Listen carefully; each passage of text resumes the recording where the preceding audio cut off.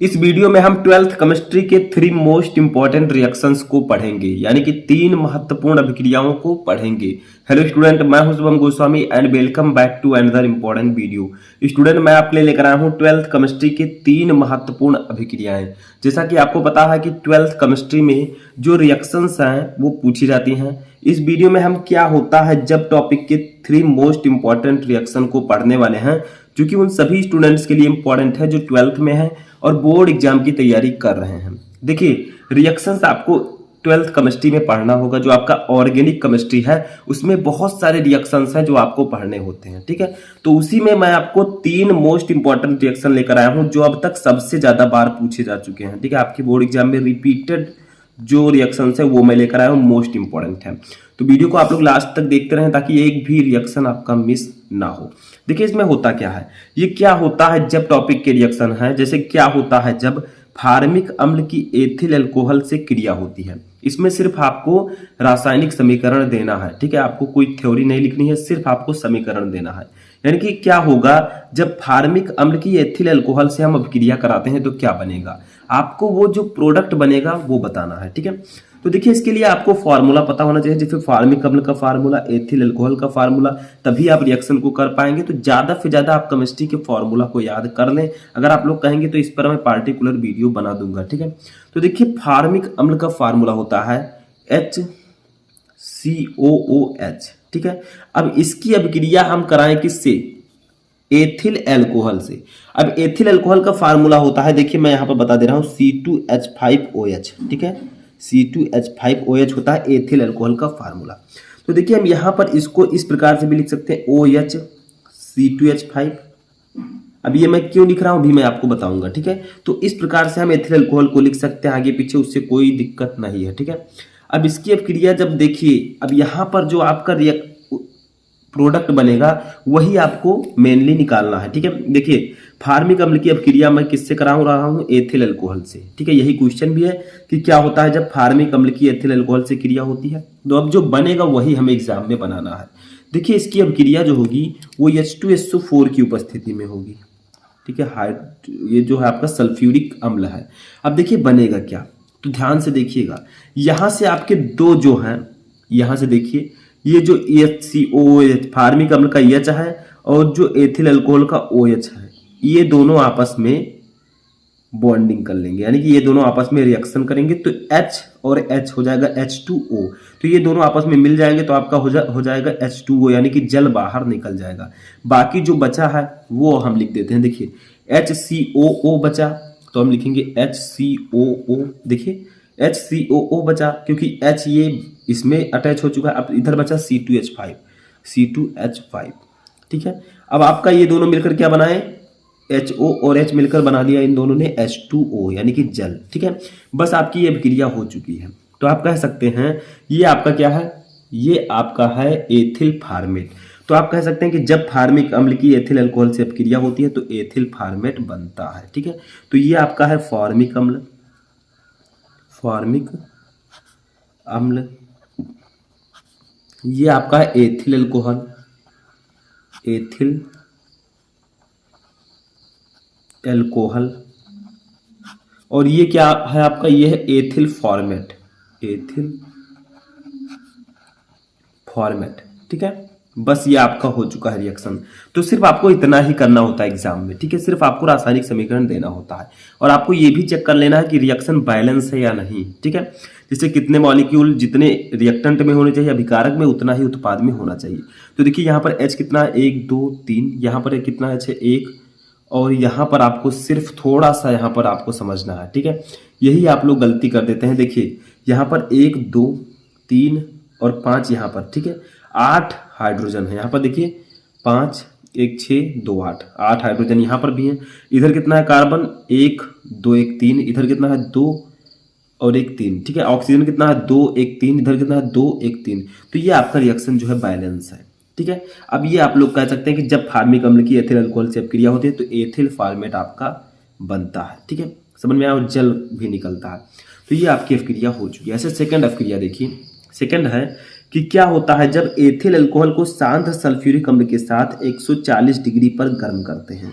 ठीक है। जब हम एथिल अल्कोहल को सांद्र H2SO4 के साथ 140 डिग्री सेल्सियस पर गर्म करेंगे तो क्या बनेगा, या इसी को हम कहते हैं एथिल अल्कोहल का निर्जलीकरण, क्योंकि जो H2SO4 है ये एक निर्जली कारक के रूप में कार्य करता है। ठीक है, तो एथिल अल्कोहल का निर्जलीकरण भी इसे हम कहते हैं। तो ये अभिक्रिया बहुत ही इंपॉर्टेंट है।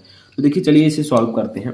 तो देखिए आपको इसके लिए एथिल अल्कोहल का फार्मूला पता होना चाहिए। तो एथिल अल्कोहल का फार्मूला होता है C2H5OH। ठीक है, अब क्या करना है, इसका हमें अभिक्रिया कराना है H2SO4 से, H2SO4। ठीक है, तो देखिए यहाँ पर यह अभिक्रिया जो है दो पदों में पूर्ण होगी। सबसे पहले आपको क्या करना है, 140 डिग्री पर डायरेक्टली गर्म नहीं करना है, आपको सबसे पहले यहाँ पर 100 डिग्री सेल्सियस पर गर्म करना है। ठीक है, 100 डिग्री सेल्सियस, तब इसका मध्यवर्ती बनेगा यौगिक। तो क्या बनेगा, देखिए यहाँ पर थोड़ा सा आप लोग समझिए।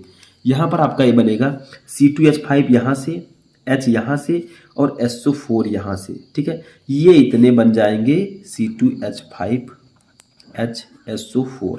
ठीक है, बाकी आपका बचा का देखिए H2 ये बचा, वो ये बचा, तो H2 वो आपका ये निकल जाएगा। ठीक है, तो अभी ये अभिक्रिया मैंने 100 डिग्री सेल्सियस पर कराई है। ठीक है, तो देखिए एथिल अल्कोहल की मैंने H2SO4 के साथ 100 डिग्री सेल्सियस पर अभिक्रिया कराई, तो हमारा बना एथिल हाइड्रोजन सल्फेट। इसका नाम है एथिल हाइड्रोजन सल्फेट। ठीक है, तो ये आपका एथिल हाइड्रोजन सल्फेट बना। अब हमें क्या करना है, इसी एथिल हाइड्रोजन सल्फेट की C2H5OH के साथ अभिक्रिया कराना है, तब ये जो बनेगा वो आपका ओरिजिनल उत्पाद होगा। ठीक है, ओरिजिनल प्रोडक्ट। तो देखिए हम क्या करेंगे, C2H5HSO4 की अभिक्रिया हम किससे कराएंगे, C2H5OH को। तो हम इसको इस प्रकार से भी लिख सकते हैं HOC2H5। ठीक है, या हम लिख सकते हैं OHC2H5, कुछ भी आप लिख सकते हैं। ठीक है, तो हम क्या लिखेंगे, हम इसको लिख देंगे HOC2H5। तो यहां पर हम क्या करते हैं, थोड़ा सा कटिंग करते हैं, HOC2H5। ठीक है, तो हमने इसकी अभिक्रिया करा दी। अब देखिए बनेगा क्या आपका, अब इसको हम 140 डिग्री सेल्सियस पर गर्म करेंगे। कितने डिग्री, 140 डिग्री सेल्सियस पर। तो आपका बन जाएगा C2H5। देखिए यहाँ से C2H5 ये हो गया, और O यहाँ से एक हम ले लेते हैं, कहाँ से, यहाँ से O ले लेते हैं। ठीक है, और ये C2H5, तो C2H5O C2H5। ठीक है, ये बन गया, प्लस आपका निकलेगा क्या, देखिए यहाँ से जो SO4 है, HSO4 जो आपका है, इसमें ये इस OH से, इस H से, ठीक है, इस H से ये अभिक्रिया कर लेगा। तो ये आपका बन जाएगा H और H मिलकर हो जाएंगे H2SO4। तो ये आपका निकल जाएगा H2SO4। तो ये जो अभिक्रिया होती है दो पदों में होती है। सबसे पहले हमें एथिल अल्कोहल की सल्फ्यूरिक अम्ल के साथ 100 डिग्री सेल्सियस पर गर्म करना है, तो एथिल हाइड्रोजन सल्फेट बनेगा।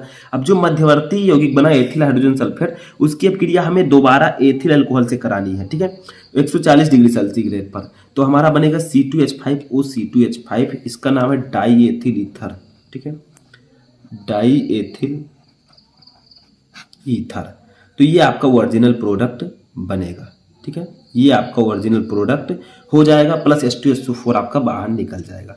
तो आप लोग कह सकते हैं कि जब एथिल अल्कोहल को शांत सल्फ्यूरिक अम्ल के साथ 140 डिग्री सेंटीग्रेड पर गर्म करते हैं तो डाई एथिल ईथर बनता है। ठीक है, या एथिल अल्कोहल का निर्जलीकरण जब हम करते हैं तो डाई एथिल ईथर बनता है। तो इस प्रकार से आपकी अभिक्रिया ये संपन्न होगी। ये आपका बैलेंस रिएक्शन है। नेक्स्ट रिएक्शन देखते हैं। अब देखिए ये रिएक्शन भी इंपॉर्टेंट है। रिएक्शन क्या है कि डाई एथिल ईथर क्या होता है जब डाई एथिल ईथर PCl5 से अभिक्रिया करता है, यानी कि क्या होता है जब डाई एथिल ईथर PCl5 से अभिक्रिया करता है। तो मैंने अभी आपको डाई एथिल ईथर का फार्मूला बताया, बताइए क्या होता है डाई एथिल ईथर का फार्मूला। इसका फार्मूला होता है C2H5O C2H5।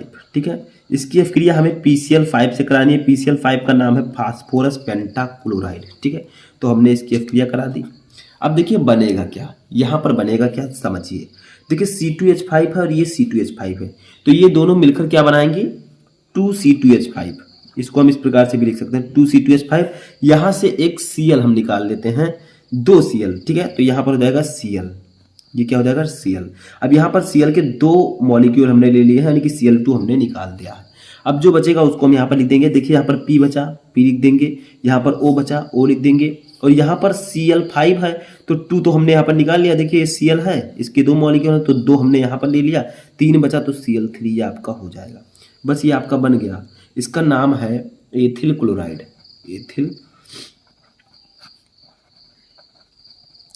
क्लोराइड, ठीक है, इसका नाम क्या है? Ethyl chloride. तो आप लोग कह सकते हैं इसको कि जब हम डाई एथिल ईथर की अपक्रिया क्या होता है, जब डाई एथिल ईथर PCl5 से अपक्रिया करता है, तो जब डाई एथिल ईथर PCl5 से अपक्रिया करता है तो एथिल क्लोराइड बनता है, ठीक है।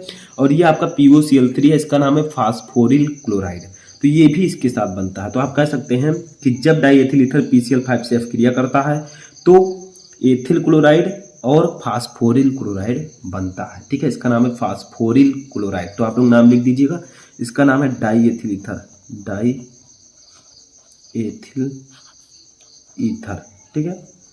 और इसका नाम है फास्फोरस पेंटाक्लोराइड। तो तीनों रिएक्शन आई होप कि आपको समझ में आ चुके होंगे। ये 3 रिएक्शन बहुत ही इंपॉर्टेंट है, आपको इनको पढ़ लेना है और आगे भी मैं आपको रिएक्शंस बताता रहूंगा। कैसा लगा आपको वीडियो कमेंट बॉक्स में बताएं, और कितने क्वेश्चन इनमें से आपको पहले से पता थे वो भी कमेंट बॉक्स में बताएं।